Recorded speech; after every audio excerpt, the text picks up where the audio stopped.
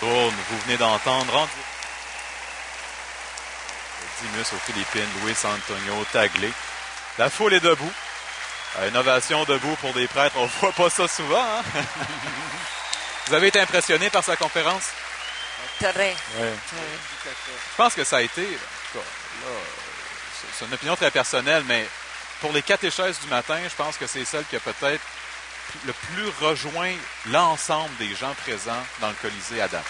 Et il faut voir que d'un point de vue ironique, il avait un outil redoutable, c'est l'ironie contre lui-même. Oui.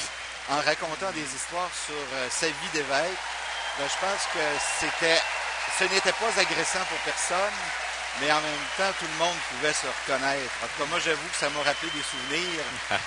Il y a quelques années, je travaillais avec une personne qui était en train de gravir les échelons au gouvernement pour devenir haut fonctionnaire.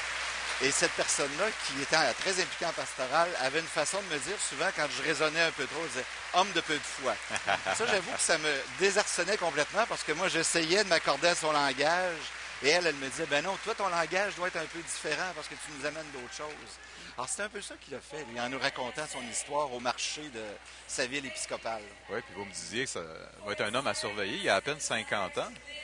Oui, moi je pense qu'il est un catéchète absolument talentueux et qui en même temps ne craint pas d'aborder des questions très complexes parce que ce matin vraiment, là, on n'était pas dans la dentelle, on était dans les ligues majeures. Oui. Et l'équilibre, hein?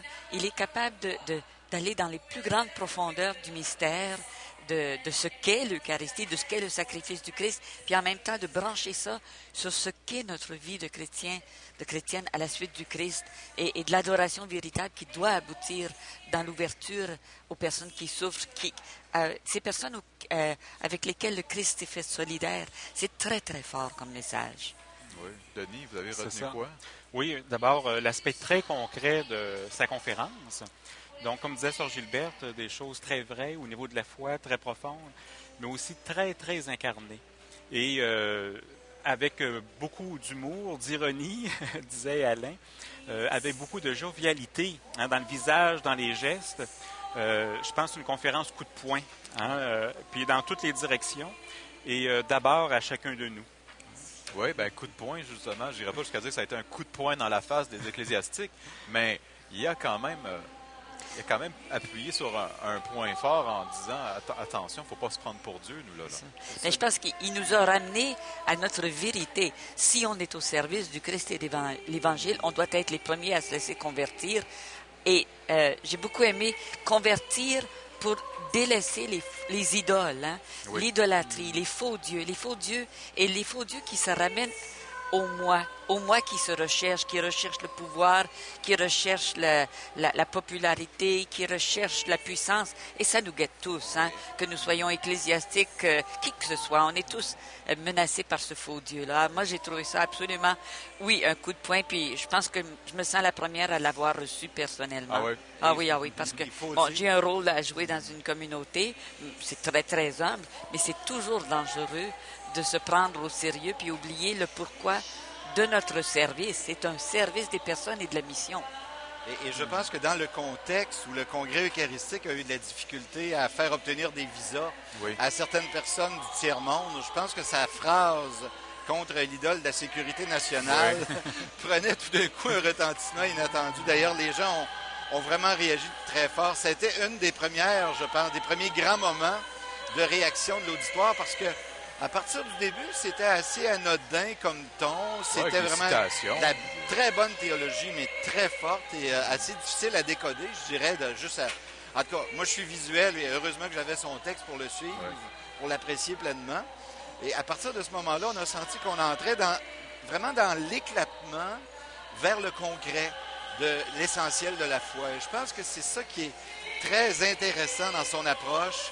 C'est qu'il va à des réalités très profondes pour montrer que nécessairement ça se connecte au concret, au quotidien, au réel des petites gens, au réel des petites choses qui sont notre quotidien à tous. On est amené dans le Congrès eucharistique à côtoyer justement des évêques, des cardinaux, des archevêques. Parfois, c'est intimidant. Moi-même, ce n'est pas des gens que j'ai l'habitude de côtoyer. J'ai eu le privilège avec CDQ.tv d'interviewer le légat, le cardinal Tomko. Et au tout début, j'étais vraiment attention, puis Je l'ai recroisé hier par pur hasard dans le couloir. Puis, il me regarde, il fait un petit clin d'œil. Je dis, ben. Puis finalement, c'est ça, ça nous rappelle que, ben, ce sont peut-être des gens qui ont des titres dans une hiérarchie, mais ce sont d'abord nos frères. Oui, c'est ça. Et moi, je suis très frappée par la réaction de l'auditoire parce que toutes les personnes qui ici ne sont pas de la même tendance, c'est normal. Et pourtant, que tout le monde se soit senti rejoint, c'est un signe de l'esprit. Hein. Pour moi, c'est vraiment une parole qui touche le cœur, les consciences de toutes les personnes. Et la façon que la foule a réagi, c'est qu'on s'est reconnu comme étant rejoint par la parole du Christ, par la tendresse du Christ qui nous invite par l'Esprit Saint à faire quelque chose pour que l'Eucharistie devienne un ferment de vie nouvelle partout où nous sommes. Moi, je suis très impressionné de la réaction de la foule. Quand il a parlé du centurion. Là-dessus, il s'est passé quelque chose de très drôle. Toutes les questions protocolaires et les questions de statut, j'étais par hasard et par erreur à l'entrée où circulent justement les cardinaux. Oui. Et tout d'un coup, il y a des gens du protocole, sans doute très bien intentionnés, qui me disent faut se tasser, les cardinaux arrivent. Oui. Ma réaction intime, c'était de dire quoi, est-ce qu'ils sont malades? Est-ce qu'ils ont un virus? Ben oui, c'est ça. Ils ont un rôle très grand. Oui. Ils sont vraiment des piliers de l'Église actuelle. Ils sont je dirais, peut-être le successeur de Pierre, pourquoi pas. Mais en même temps, nous avons besoin de reconnaître en eux des frères dans la foi.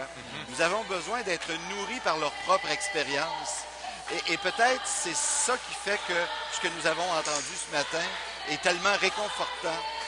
Monseigneur Taglé, comme moi, à un moment donné, se fait dire « ta foi est petite » ou « ta foi est mal focalisée » ou « ta foi est pas encore transposée dans le quotidien ». Ça m'arrive à moi aussi. Alors, merci de me l'avoir dit. Ah, mais il y a un problème d'image au Québec, justement, en lien avec ça. Les gens sont... Combien de fois on entend « quand j'étais jeune, il y a un curé qui m'a dit ça. Quand j'étais petit, ma grand-mère m'a dit ça parce qu'un curé lui a dit ça. » Puis bon, comment casser cette image-là? C'est quoi? C'est d'abord la responsabilité des gens de religion de faire ça? Je pense que pour casser cette image-là, c'est les petites choses. C'est moi ce que j'appelle la capillarité, c'est-à-dire c'est les petits vaisseaux sanguins de l'Église qui doivent aller dans les moindres raccoins de la société pour amener justement l'essentiel. Et l'essentiel, c'est pas nécessairement juste le côté esthétique et le côté spectaculairement beau de ce que nous vivons ici, mais c'est l'espérance qui nous vient de la relation. Parce que souvent, si les blessures viennent à partir de difficultés de relation, il faut qu'elles soient guéries au niveau d'une relation. Donc, comme disait Alain, c'est au niveau de la rencontre de l'autre qu'on va pouvoir corriger le tir à ce niveau-là. Et il y a une chose qui est très agréable dans le Congrès, c'est oui, il y a ce qui se passe ici, mais quand on se promène sur le site, tout à coup, on rencontre tel évêque, on jase avec un autre. Et alors, il y a comme toute une vie là, qui vient de la solidarité. On vit tous la même chose et on se le partage. Et puis là, il n'y a plus une question de hiérarchie ou quoi que ce soit. On est des frères et sœurs qui vivons une expérience chrétienne. Très bien. Écoutez, je vois que le temps file. On va avoir maintenant le témoignage de Mme Elisabeth Nguyen, qui est originaire du Vietnam, qui habite maintenant à Windsor, en Ontario, qui est enseignante. Et elle, c'est la sœur cadette du regretté cardinal François-Xavier Nguyen Van Thuan, qui est décédé en 2002, qui avait prêché la retraite pour le carême au Vatican, pour le pape et la curie en l'an 2000. Et elle va nous parler du travail de traduction des lettres que sa famille recevait parce que son frère cardinal a été emprisonné pendant 13 ans, soit en réclusion, soit en résidence surveillée. Alors, c'est le témoignage qu'elle va nous livrer ce matin. Connaissez-vous un peu le cardinal François-Xavier Nguyen Van Thuan, oui? J'ai lu sa vie, la biographie du cardinal. J'ai lu d'ailleurs d'autres écrits de lui. C'est un homme qui a développé une spiritualité de l'espérance au cœur de la souffrance qui est bouleversante. D'ailleurs, son premier livre, c'est en captivité, c'est des notes qu'il prenait et qu'il envoyait. Quand il est arrivé au Vatican, Jean-Paul II l'a pris un peu comme pour le protéger du régime. Mais il a eu un rayonnement absolument extraordinaire jusqu'à sa mort. Ce qui est intéressant, c'est qu'au Congrès eucharistique de Rome, en 2000, il a été un des catéchètes. Ah bon? Alors, ça a été un des catéchètes au Congrès eucharistique de 2000 à Rome, lors de l'année du millénaire. Alors, c'est comme s'il y a un beau clin d'œil qu'on le retrouve maintenant à travers la parole de sa sœur. Ah, c'est bon. Il a été question du centurion On pourrait peut-être en parler un peu. On aura aussi l'occasion d'y revenir plus tard pour faire le lien entre les deux conférences. Le centurion a été témoin d'un événement marquant quand Jésus était sur la croix, qui était le cri de Jésus. Mon Dieu, pourquoi m'as-tu abandonné? J'aimerais, Alain Fauché, on en parlait un peu pendant la pause là, du fameux centurion. Je vous posais des questions à son sujet. Vous en retenez quoi de la symbolique et de ce que le Monseigneur Taglé a développé sur ce centurion? Oui, bien, c'est sûr que le texte de Monseigneur Taglé nous sort peut-être un petit peu du texte biblique comme tel, oui. Mais je ne pense pas qu'il sombrait dans la Bible fiction. C'est-à-dire qu'il ne recréait pas une autre Bible en dehors du texte. Je pense qu'il avait le souci quand même de nous montrer la dynamique qu'il y a eu dans la petite phrase du centurion. Nous montrer que cet homme, alors que tout le monde disait non à Jésus, lui a dit oui à Jésus. Et en disant oui à Jésus, il le manifestait parce qu'il disait « Je veux être avec toi et je veux être avec toi là où tu seras. » Et sous-entendu, où je sais que tu seras. Très bien. Alors, je pense qu'il y a du contenu là-dedans très puissant. Bien, le contenu puissant, on va avoir l'occasion d'y revenir parce qu'à l'instant, on va aller rejoindre Mme Élisabeth Nuyen qui va nous livrer son témoignage.